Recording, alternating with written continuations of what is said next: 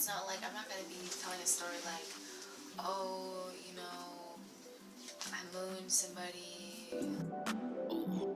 Okay, cool. Okay, boo. I got some drugs I wanna do with you. Hello everyone, happy Thursday.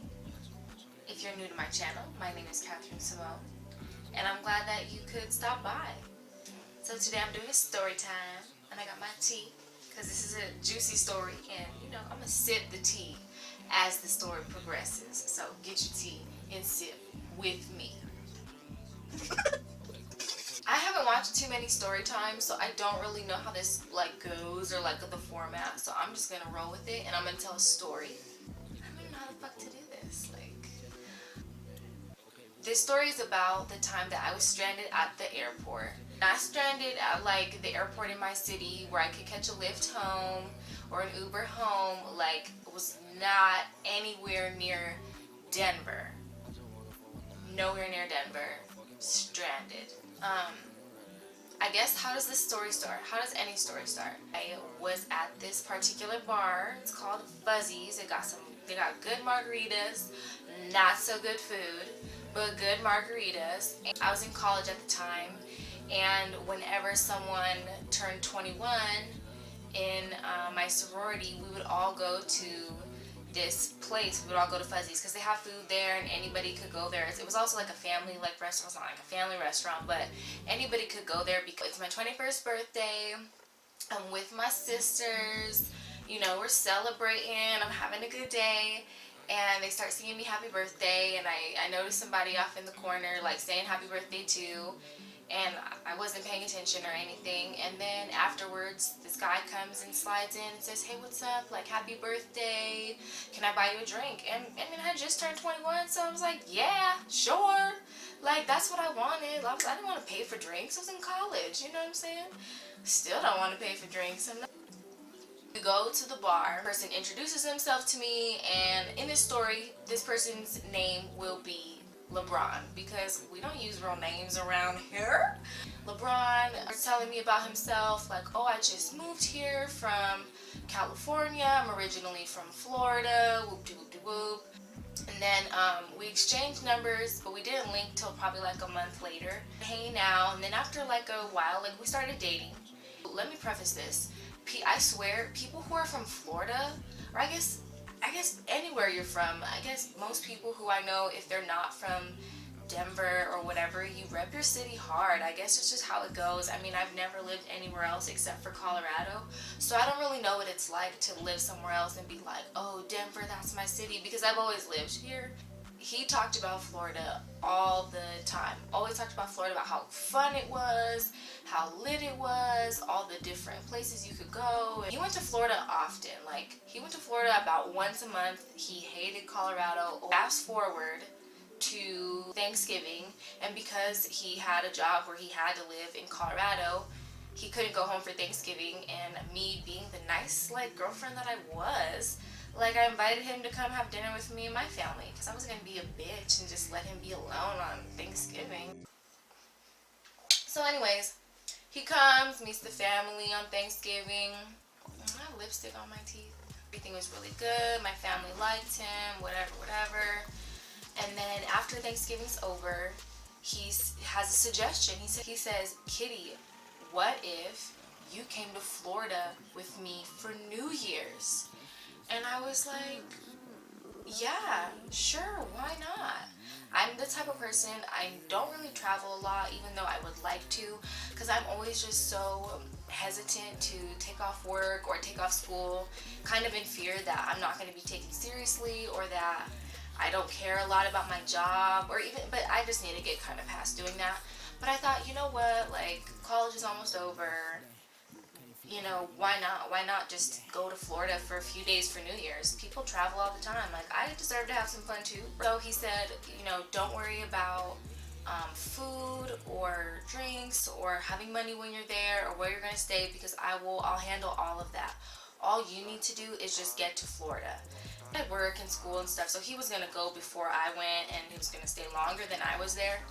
Okay, you know, I got off the time for work, which I was so surprised at. I got off a lot of time for work, and I planned to take off December 29th to January 2nd. I have family in Florida, so my plan was to spend a day with them, and then my boyfriend was going to come and pick me up from wherever they lived in Florida, and then I was going to go and spend the rest of my trip with him and his family. I just figured because my family lives in Florida, I might, you know what I mean? Like, when you're in somebody else's city that you know, if you have family there, you know, you try and like say what's up, you try to link up or something. I didn't purchase a plane ticket. Why would I purchase a plane ticket?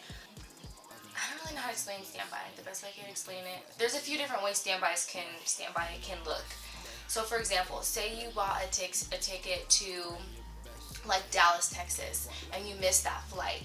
So you would get bumped to the next flight, the next available flight to Dallas, but you'd be flying standby. Even though you purchased a ticket, you'd be flying standby, because if there are other people who purchased their ticket and the plane is full, like, they all purchased their ticket. Just because you didn't make your flight doesn't mean that like someone else has to get kicked off the next flight just so you can get on. So you basically have to wait until there's an available seat for you on whenever the next flight is. And so for me, because I didn't purchase a plane ticket, I had no precedence at all whatsoever to get on the airplane. Basically, when you fly standby, you just kind of, you look to see, okay, is there available seats? Okay, it looks like there's 9 open. Flying standby is cool, like, when there's nothing going on.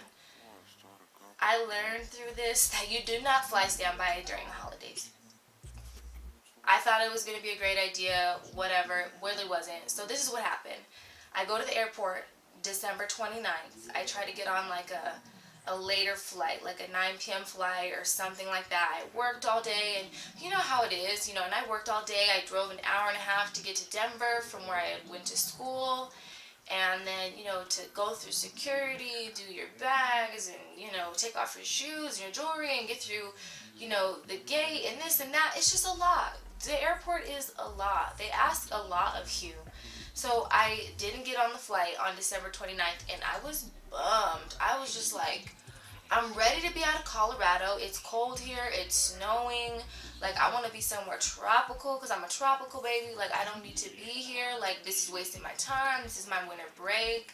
I just hate when my time gets wasted. So I was really bummed that I didn't get on the first flight. And I also wanted to spend my first day in Florida with my family. They said, okay, I'm going to try and get on the next flight tomorrow morning. Got a ride to the airport the next day.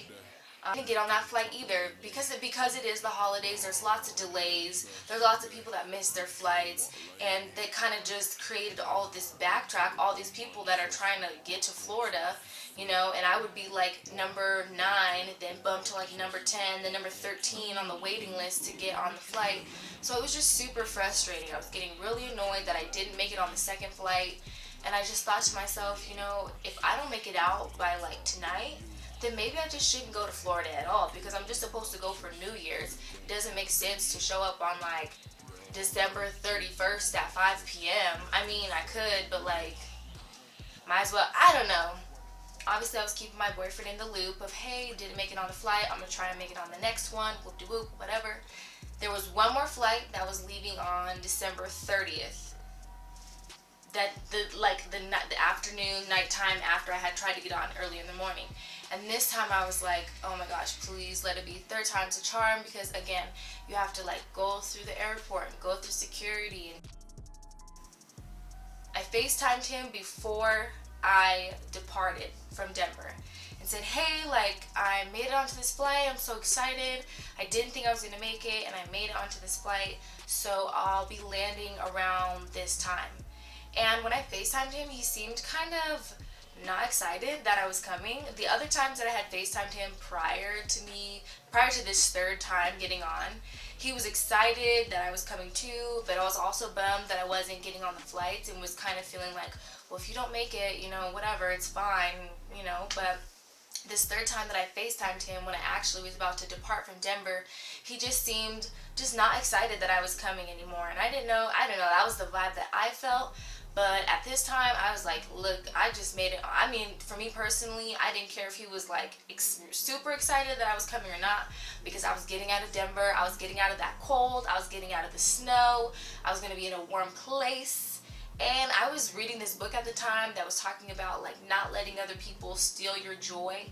So that was kind of the wave I was riding, and that's the way I was kind of seeing everything. Like, this is my trip. I took time off work to come to Florida, and I'm gonna have a good time regardless. Like, from Denver to, I think it's Tampa, is about three and a half to like 4 hours sometimes. I think it's like 3 to 3.5. But by the time that I landed, I had like departed at 7 and I arrived at like 11:30 Colorado time. But in Florida, they're 2 hours ahead of Denver. So I had landed around 1 in the morning in Florida. Texted him when I landed, like, hey, I'm here. And when I walked out of the plane, and like, you know, in like that big area where people can come and pick you up and that kind of thing, I expected / assumed that he would be there, because like I told y'all before, he went to Florida at least once a month prior to me coming to Florida with him, because that's where he was from. He didn't like Colorado. He went home a lot. And whenever I picked him up from the airport, I would always like go in, like be there, like with the sign, whatever. I would always be ready for him to come home. And I just kind of thought that he would do the same for me. But hey, you know what? Everybody, you know, does whatever they want, which is fine.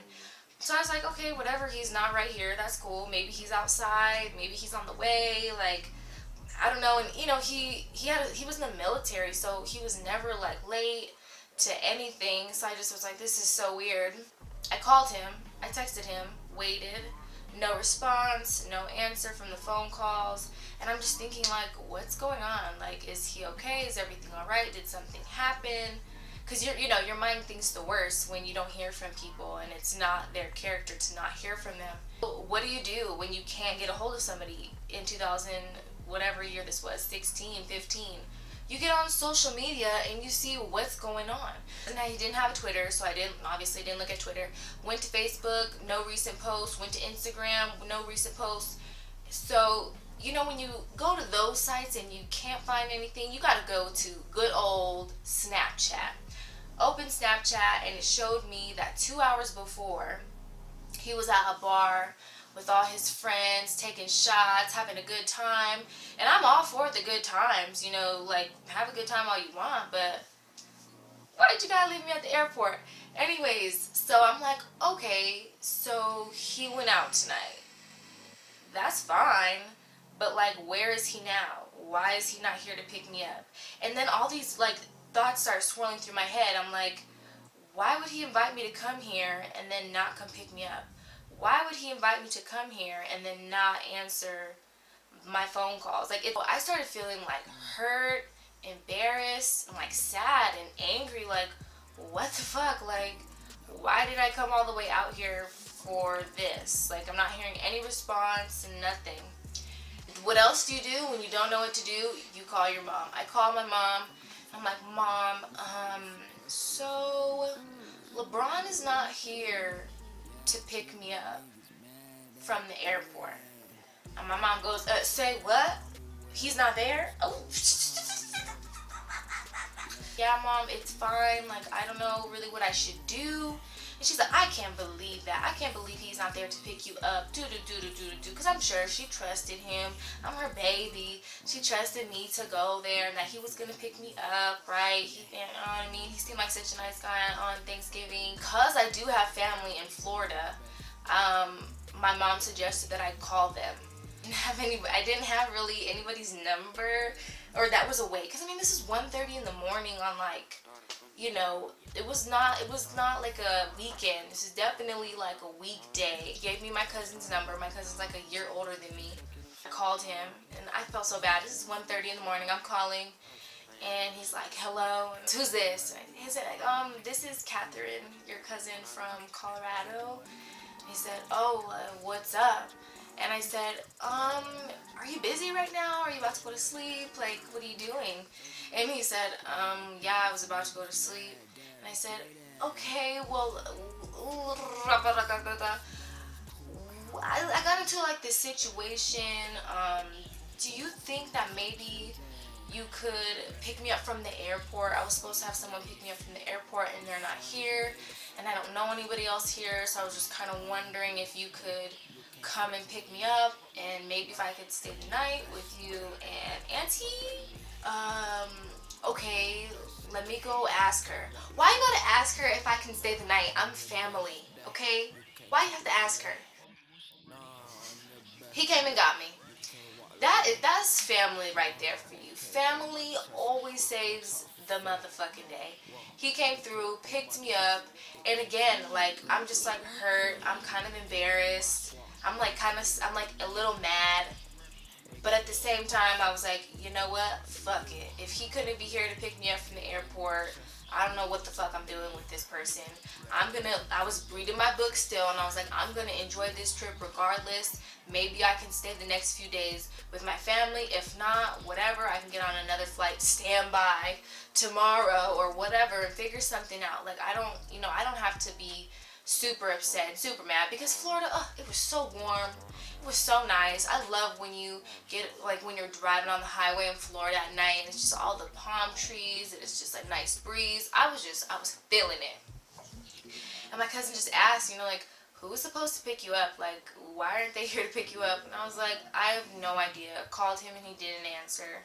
No text back, nothing.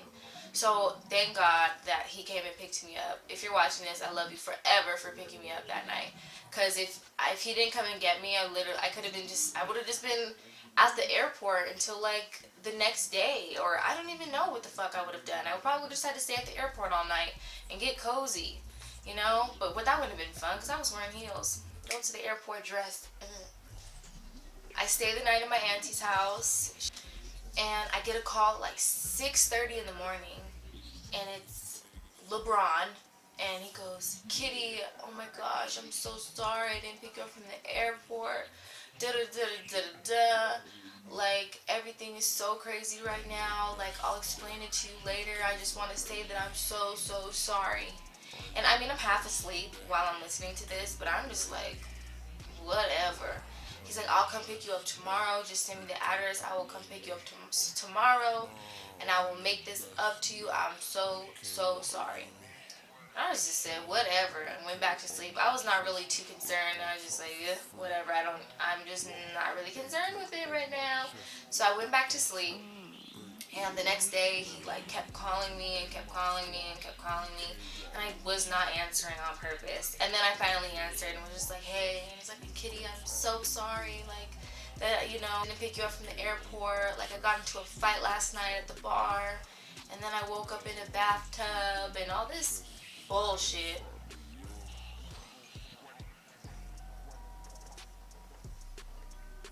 And then he said, I want to come and pick you up from Tampa.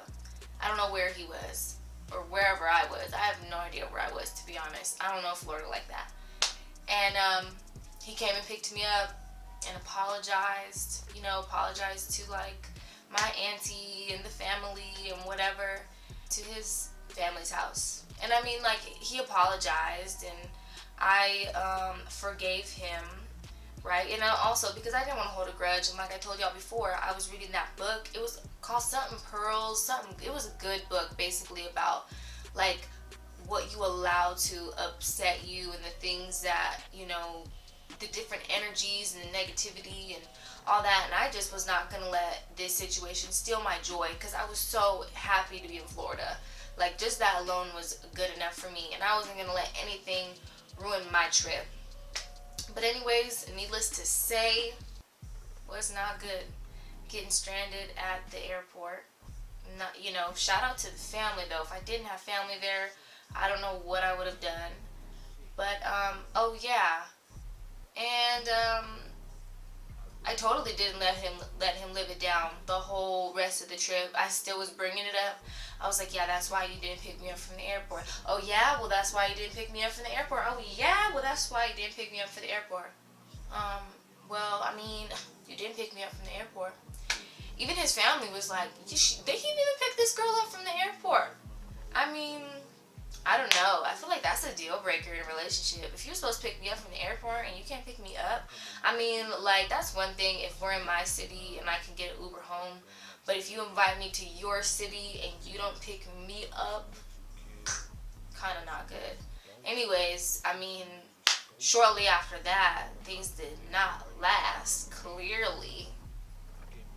But hey, you know, you live and you learn. If I ever go on a trip with a significant other again in that kind of situation, I will definitely make sure that either they know for sure. I'm gonna like preface this, like, if you do not pick me up, do not ever call me again. Do not like, I will not get into that situation ever again.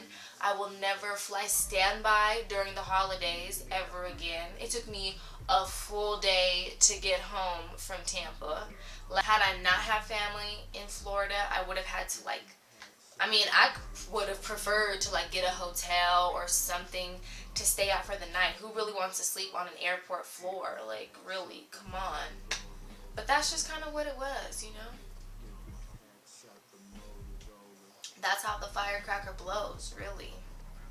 So yeah, that was my first story time. I haven't really been good at telling stories in the past, but I know that one day, like, I'm gonna be a poppin' old lady and I need to have these stories ready to present. How many times have you got a story from your grandma? She never said, like, so yeah, I think this happened. Wait, hold on. Wait, I forgot. Let me, like, no, grandma has the stories ready. And I need to be that grandma that has the stories ready. But anyways, I hope y'all enjoyed this story time. And I hope that y'all have a great Thursday. If you like this story time, let me know. If you've ever been stranded at the airport yourself, leave it in the comments below. Have you ever been in some shady shit like this? Let me know. And I will see you in my next video.